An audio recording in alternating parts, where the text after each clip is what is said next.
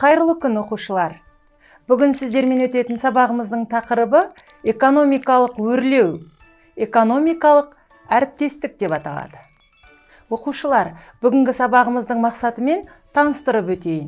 Мәтін құрылымын сақтай отырып, әртүрлі графиктік мәтіндегі деректерді салыстырып, маңызды тұстары мен үрдістерін талдап жазу. Оқушылар, суреттерге назар аудара отырып, оқылым мәтінінің мазмұнын болжап көрейік.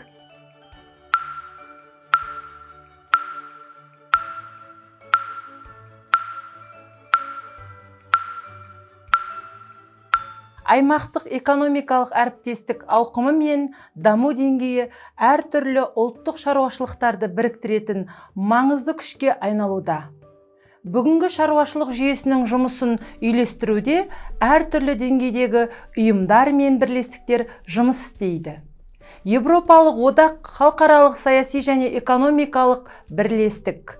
Жалпы саны 373 миллион адамнан асатын халқы бар. Европа территориясында орналасқан 27 елдің қатысуымен 1993 жылы құрылды. Азия және Тынық мұхиты елдерінің экономикасын дамытуға құрылған ұйым. Мақсаты: Азия Тынық мұхит аймағындағы халықтар мүддесіне сәйкес экономикалық дамуды қамтамасыз ету.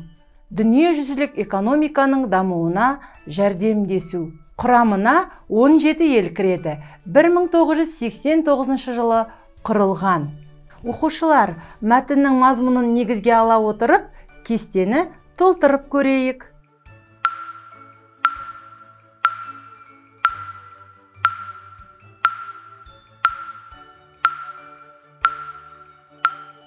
Оқушылар, бүгінгі сабағымыздың тілдік бағдарында іс қағаздар стилі туралы ұғым қалыптастырамыз. Іс қағаздар дегеніміз жеке адамның, ұжымның, фирмалардың, мекемелердің атқаратын қызметіне байланысты пайда болатын жазбаша, ауызша қарым-қатынас құралы. Іс қағаздардың мынандай түрлері бар. Әртүрлі мазмұндағы арыздар, өмірбаян, анықтама, түсінік хат, ақпар, есеп және хабарлау. Іс жөнінде мәлімет алысу, келісім жасау, шешім шығару, хабарлау. Мекемеде өткен мәжілістердің жүрісін, шешімін баяндайтын хаттама. Бұйрық. Қызметкер жөніндегі мінездеме, ұсыныс. Оқушылар, ресми іс қағаздар стилінің мынандай ерекшеліктері бар.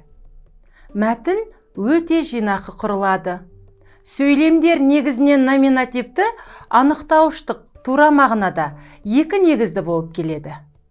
Сөйлемдегі сөздер базистік, негізгі тәртіпке сай орналасады. Инверсия өте сирек ұшырасады.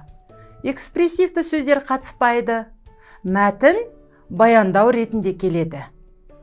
Іс қағаздарының басында, соңында қағаздың жіберілу мерзімі міндетті түрде санмен, араб санымен көрсетіледі. Оқушылар, оқылым мәтініндегі экономикалық терминдерді пайдалана отырып, келісім шарт үлгісін дайындап көрейік. Келісім шарт тараптар арасында қандай да бір қатынастардың орнауы туралы келісімді белгілейтін және реттейтін құжат. Мысалы, сату, сатып алу туралы, ауыстыру туралы, қарызға беру туралы және сыйға беру туралы, тағы да басқа. Қатысатын адамдар санына қарай келісім шарттар екі жақты немесе көп жақты болып келеді. Келісім шарттың бас жағында келісім жасалған мекен-жайы және айы, күні, жылы сөзбен жазылады. Оқушылар, бүгінгі сабағымыз осымен аяқталды. Келесі кездескенше сау саламатта болыңыздар.